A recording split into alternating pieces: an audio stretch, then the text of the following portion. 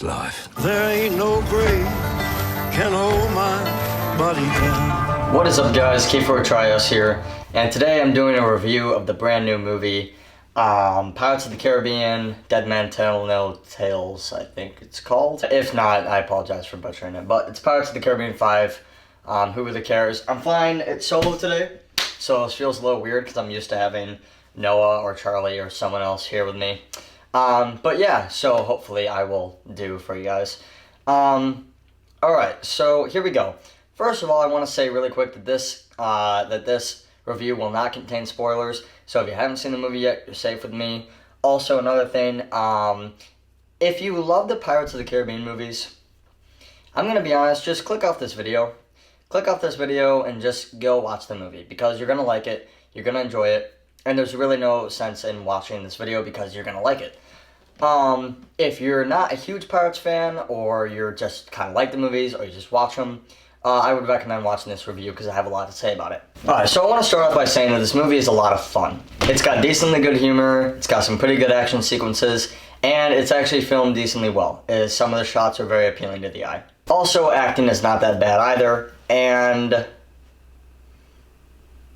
also the performances are actually pretty good, for the most part. However, one of the things I will say, that to get it right off the bat, going straight into negatives now, is that the editing is sometimes very, very, very noticeably choppy, and something that you'd like see in a short film on YouTube. While that's, not that big of a deal, in a professional film with as big of a budget as Pirates of the Caribbean 5, with Disney backing it up, it's very noticeable, and it stands out like a sore thumb, and it's very distracting at times. Also, the CGI is all over the place. While sometimes it looks really, really, really good, you can't help but notice that it's just not real. And some of the shots really do look pretty bad, I must say. And some of the good CGI work, I would say young Captain Jack looked pretty good for the most part. There's some weird stuff going on with his mouth and eyes, but that's to be expected. And then also, there's a really, really, really cool CGI animation that they do with the main antagonist. They make it look like, how do I describe this? They make it look like as if he is still walking around or swimming around in water, like the way his hair moves and the clothes on him and stuff, the way it all moves makes it look like he's still in the water, because that has to do with this curse. And I think back to the old movies, where, especially in the first one, where they had a lot more practical sets, and you can really tell. And I'm not one of those people that's like, hates on all CG, but when practical effects do look better, I'm gonna prefer practical effects, because it's unbeatable. While this movie is a lot better than number 4, and I mean like a million times better than number 4, I view the Pirates of the Caribbean movies very similar to how I view the Transformers movies.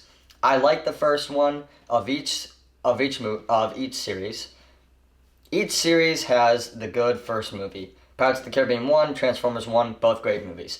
Then you have 2 and 3, which are okay, but they're pretty good. They're good. Then number 4 is just terrible. I mean, it's horrendous. And then on number 5, it kind of brought it back a little bit. It's better than number 5. It's better than number 4. And I don't really know how Transformers number 5 is going to be, but I guess we'll see. And so, yeah, with Pirates of the Caribbean 5, while being a lot better than number 4, there's really not a whole lot of dramatic heft that the film could have. The film could be a lot more serious and be taken a lot more seriously, and could just overall be better. But all the dramatic heft that it could have is stripped away. I think back to the scene in Pirates of the Caribbean 3, the intro scene, where the pirates are being hung, and the one pirate starts singing, and all the other pirates join in rebelling against the British. And, there's not ever a scene like that in this movie. Nothing even close. Like, the whole movie, everything is played for comedy. Every single thing. The antagonist, comedic.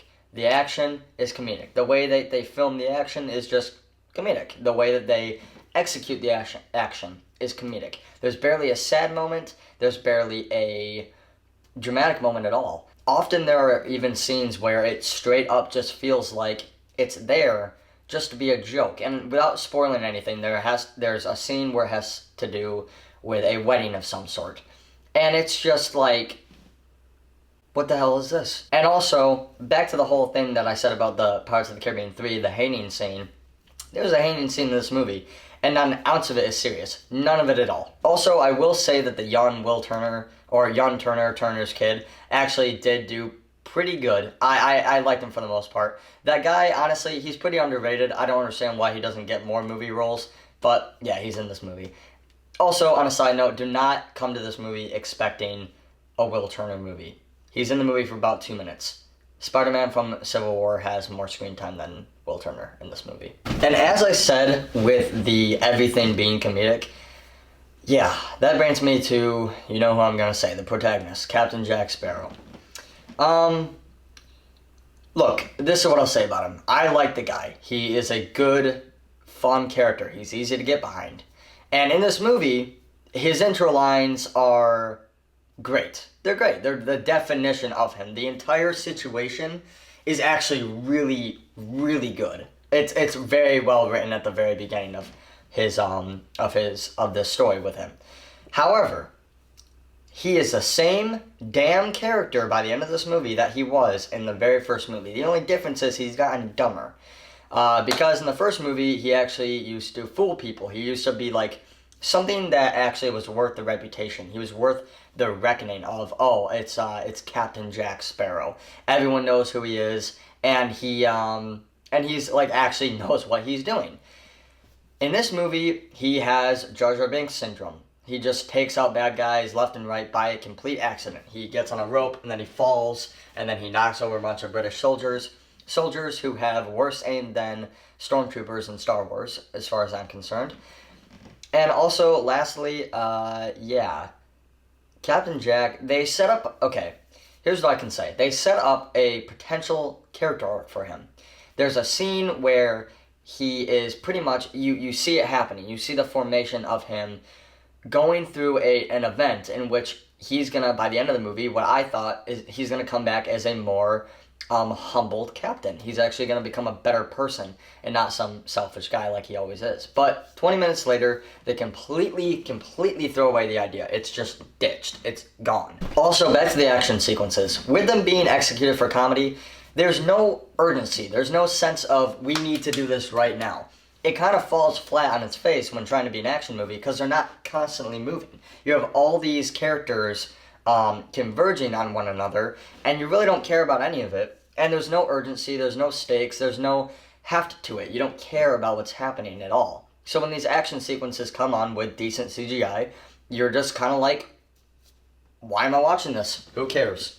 And there is never once in this film where I feared for the characters at all. And also, without giving any spoilers away, I want to say right now, the ending of this movie, and I don't know why I don't understand how no one has brought this up.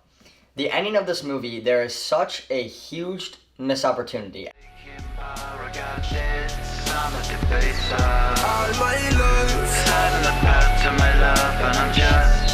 Heartbreaker.